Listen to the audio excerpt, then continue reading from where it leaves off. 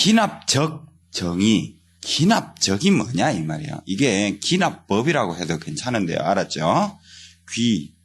기납적 정의. 어떤 수열이 있는데 초항이 있을 거고 두 번째 항이 있을 거고 쭉 가다가 또 n번째까지 우리는 계속해서 수열을 배우고 있죠. 그죠? 맞죠? 자, 그런데 선생님이 어떤 수열이 있는데요. 이렇게 되는데 나는 너희들한테 제시를 했어. 10이라고. 근데 무슨 수열인지 이걸 가지고 여러분들이 알 수가 있느냐 이 말이에요. 뭔지 알겠어요, 여러분? 모르겠죠, 지금? 근데 여러분한테 내가 납득이 되도록 설명을 할게요. 뭘 설명을 하느냐 하면 처음 숫자는 1로 시작한대 라고 이야기를 했어요, 여러분한테. 오케이? 그 다음은 내가 처음 10이라고 말한 거 다음 수는 11이 돼 라고 다음 수를 유추를 해가지고 뭐라 그랬어요? 유추해가지고 11이라는 수를 제시를 해줘 버렸어요. 그러면 이렇게 제시를 해버리니까 여러분이 무슨 수열인지 보여요? 안 보여요? 보이죠? 어떻게 숫자가 진열되는 것 같아요? 1, 2, 3 이런 식으로 진열되는 게 보여요? 안 보여요? 보이죠? 이게 바로 기납적 정의예요. 오케이? 그럼 이걸 구체적으로 선생님이 글로 적으면 알았죠? 수학적 정의. 수학의 정의는 이렇게 돼 있어요. 어떤 수열이 AN의 수열이 있어요. AN의 수열이라는 수열이 있는데 이 수열이 어떤 수열이라는 것을 보여주기 위한 어떤 수열인가를 보여주기 위해서 첫 번째 초항을 제시를 해요. 내가 처음에 내가 1이라는 걸 제시를 해줬잖아요. 그죠? 됐나요? 초항을 제시. 초항 제시. 다음 두 번째는 뭐냐? 이 AN은 내가 말한 10이에요. 10. 이게 AN이라는 거예요. AN. 그러면 이 AN번째 다음 숫자는 뭐가 돼요? 11이라고 내가 제시하니까 무슨 수열인지 알 수 있었잖아요. 그죠? 위에서. 그래서 AN한 N번째 항을 딱 했는 것에 그 다음 번째 항이 뭐예요? N 플러스 1항이 되겠죠. 그죠? 이 N 플러스 1항을 유추를 해서 유추해갖고 AN하고 바로 앞에 거와 그 다음 수는 지금 여기서 보면 1씩 더해졌어요? 안 더해졌어요? 더해졌죠? AN하고 AN 플러스 1의 관계식. 다시 말하면 방정식이에요. 알았죠? 이 방정식의 관계식을 우리는 뭐라 그러느냐 하면 기납적 정의. 좀 말이 길지요? 그래서 일반적으로는 기납법,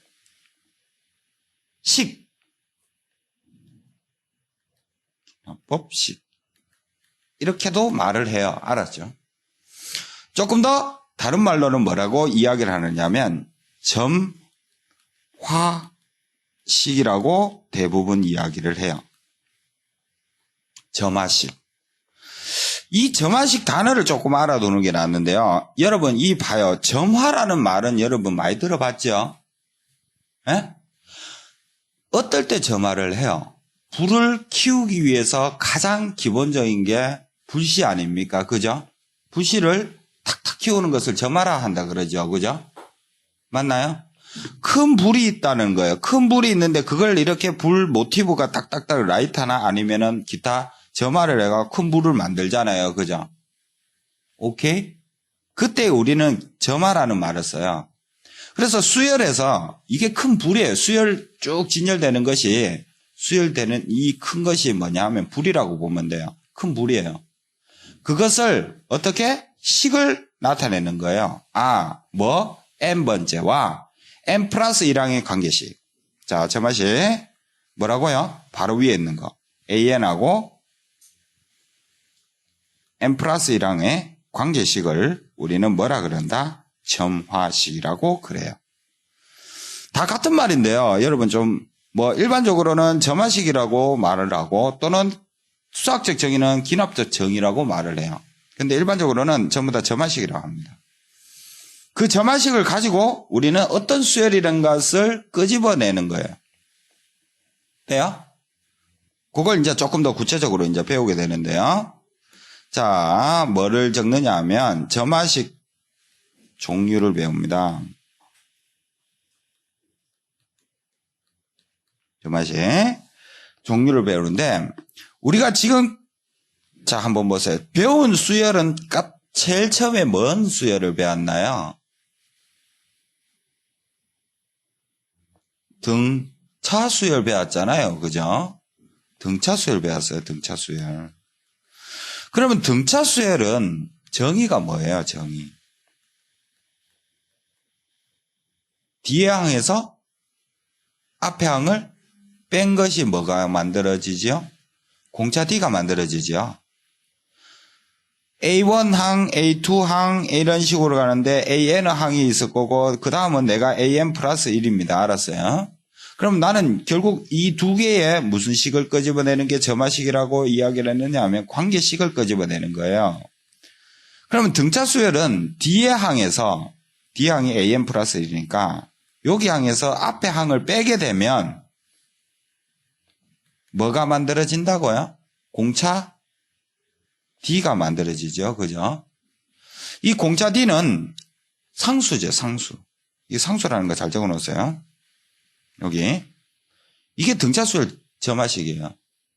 아, 뒤에 항에서 앞에 항을 어떻게 뺐다라는 거. 이걸 이렇게 기억하세요. 선생님처럼. 이거 뒤에 항이잖아요. 얘는 앞에 항이에요. 뒤에 항에서 앞에 항을 빼가 상수가 나오면 등차수열이구나. 이렇게 보시면 돼요. 그 다음에 배운 게 무슨 수열 배웠나요, 여러분? 등비수열을 배웠죠. 그죠? 등비수열 정의가 뭐죠? 같은 수가 계속 곱해졌는 거잖아요. 그죠? 그게 공비잖아요.